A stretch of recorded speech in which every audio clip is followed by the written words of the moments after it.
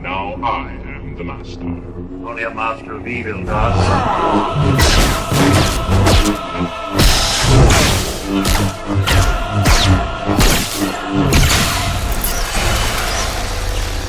Your powers are weak, old man. You can't win, Darth. If you strike me down, I shall become more powerful than you can possibly imagine. Then I will show you the true nature of the Force.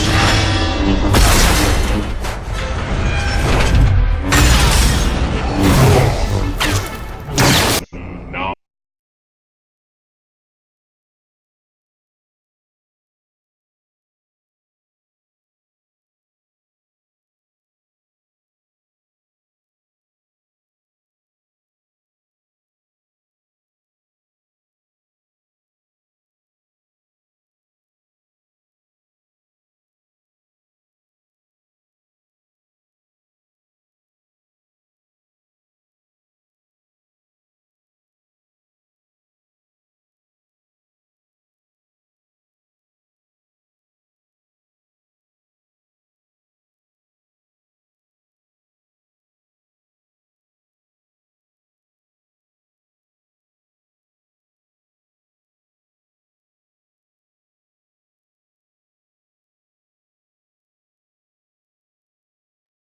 Salutations, bonjour à tous dans cette merveilleuse soirée de diaporama.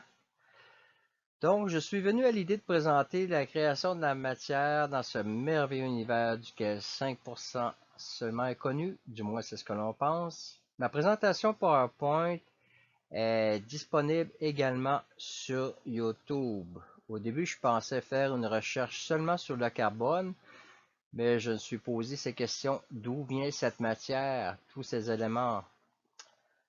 Donc, je vais vous parler de la création de la matière dans l'univers connu et inconnu, l'analyse d'un matériel que l'on connaît tous, le carbone. Question. Pouvez-vous identifier 4 matériaux dans ce court vidéo de Star Wars que l'on vient tout juste de visionner? Bien entendu. Plastique, carbone, acier, verre. Et bien entendu, il y en a certainement d'autres. En physique, la matière est ce qui compose tout corps ayant une réalité tangible, c'est-à-dire, plus simplement, c'est une substance matérielle dont les caractéristiques fondamentales sont l'étendue et la masse, et donc occupent de l'espace. Les 4 états sont solide, liquide, gazeux et plasma, et il y en existe d'autres également. Voici une courte vidéo comment s'est créée la matière.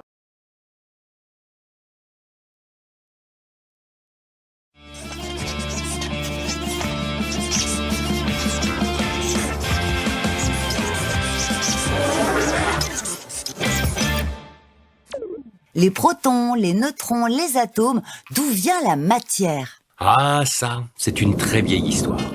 Pour te la raconter, on va remonter le temps. La matière apparaît il y a environ 13,7 milliards d'années. À cette époque, selon le modèle du Big Bang, l'univers qui renferme tout l'espace est infiniment dense et chaud. Puis d'un coup, l'univers entre dans une phase d'expansion et se propage dans toutes les directions. Et il y a déjà des galaxies et des planètes? Rien de tout ça. Au tout début, l'univers ressemble à une soupe uniforme, composée des particules les plus élémentaires connues, comme par exemple les électrons, les quarks ou les photons. L'univers gonfle rapidement, un peu comme un ballon, et la température diminue en même temps. Mais qu'est-ce qu'il se passe quand la température diminue? Plus la température diminue, et plus les particules arrêtent de s'agiter. Environ une microseconde après le début du Big Bang, la température est d'environ 10 000 milliards de degrés.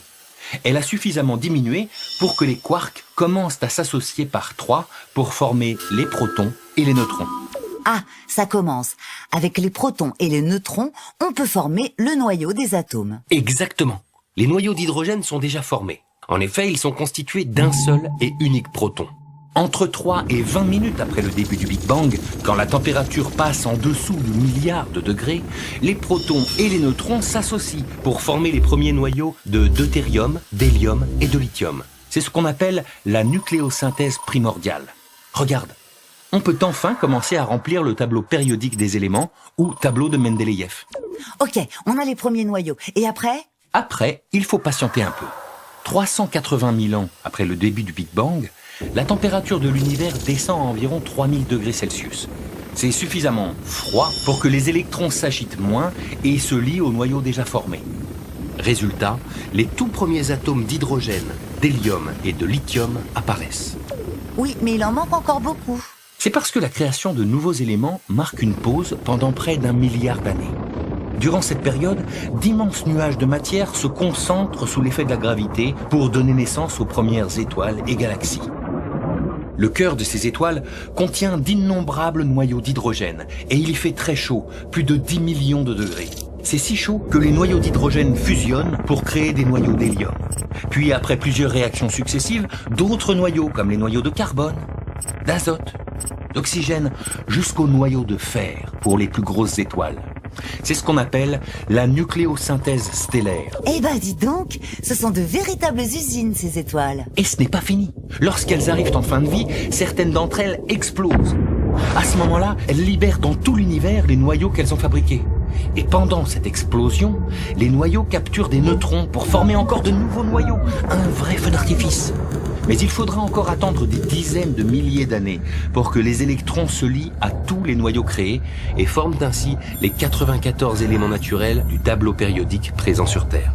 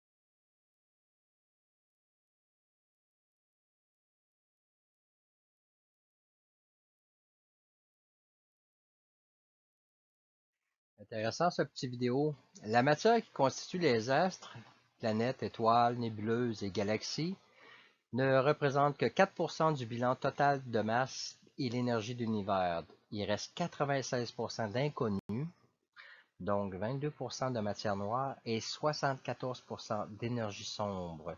Si vous avez des questions sur ce sujet, ça me fera plaisir de vous y répondre par courriel.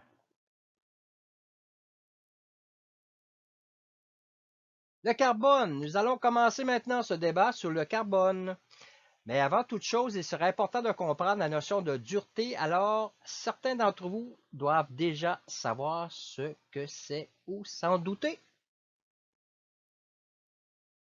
La dureté, alors je vais quand même vous l'expliquer parce que c'est intéressant à savoir la capacité d'un matériau à résister à une pénétration. Par exemple, l'échelle de Mohs qui fut inventée en 1812, c'est quand même pas très récent, par le minéralogiste allemand Friedrich Mohs, on sait très bien que les Allemands sont des bols, afin de mesurer la dureté des minéraux. Ici, on voit l'échelle de 1 à 10. On peut voir que le diamant est la 10e position, qui ne peut être rayable que par un autre diamant. Par exemple, savoir que le diamant est la plus haute échelle et on peut voir que l'acier trempé est entre 6 et 7 sur cette échelle alors que le diamant est à 10. Donc, vous pouvez imaginer que le diamant est très résistant. Et alors, ce qui est intéressant à savoir, c'est que connaissez-vous la différence entre du graphite, la mine de crayon que vous utilisez pour écrire et le diamant? Alors, une idée? Je vais vous le dire tout simplement, c'est exactement la même chose, c'est-à-dire que les deux, la mine de crayon et le diamant, sont le même élément chimique qui est le carbone. La chose qui diffère les deux, c'est tout simplement l'agencement de chaque atome de carbone, c'est-à-dire sa structure atomique. À gauche, vous avez l'agencement des atomes de carbone concernant le graphite, et à droite, vous avez les mêmes atomes, mais qui sont agencés totalement différemment et qui forment le diamant. Le diamant a cette structure si magnifique et si résistante qui attire bon nombre de la gente féminine et surtout qui est si cher. Oh oui, c'est cher. Vous allez me demander maintenant comment fait-on du diamant? Je vais vous l'expliquer cela en détail, mais avant, laissez-moi vous expliquer le point triple de l'eau pour faire une comparaison avec le carbone. Il s'agit d'une mesure qui permet de déterminer qu'à une certaine température et une certaine pression, l'eau peut atteindre les 3 états en même temps, solide, liquide et gazeux. Il existe même point triple pour le carbone qui nous permet de déterminer à quelle pression, à quelle température le carbone forme du diamant. Alors voici le schéma suivant. Donc, si vous arrivez à voir en bas, voici les températures à titre d'information. 1 K veut dire 1000, bien entendu, ce qui veut dire qu'il faut atteindre plusieurs milliers de degrés pour transformer du simple carbone en diamant. Alors ensuite, comme unité de pression, nous avons le GPa. Je m'en viens avec ça à la slide suivante. Le GPa, c'est approximativement 1 milliard de pascal, sachant que 100 000 pascal, ça fait une pression d'un bar et qu'un bar, ça fait 1 kg de pression sur 1 cm². Donc, d'après le graphe, il faudra atteindre une pression de 50 milliards, ce qui signifie 50 tonnes par cm², une température de quelques milliers de degrés pour transformer un amas de carbone en diamant. Donc, maintenant, vous connaissez la recette pour faire du diamant. Maintenant, une petite vidéo.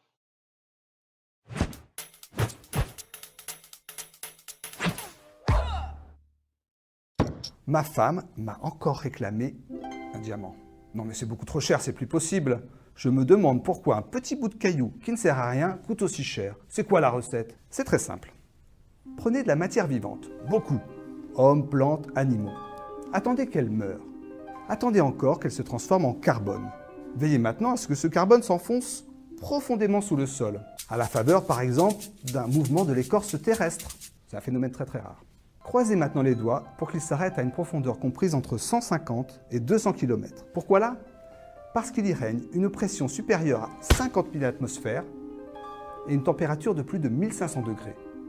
Les conditions idéales pour que le carbone cristallise, c'est-à-dire que ses atomes vont s'aligner parfaitement pour former une matière transparente et extrêmement dure.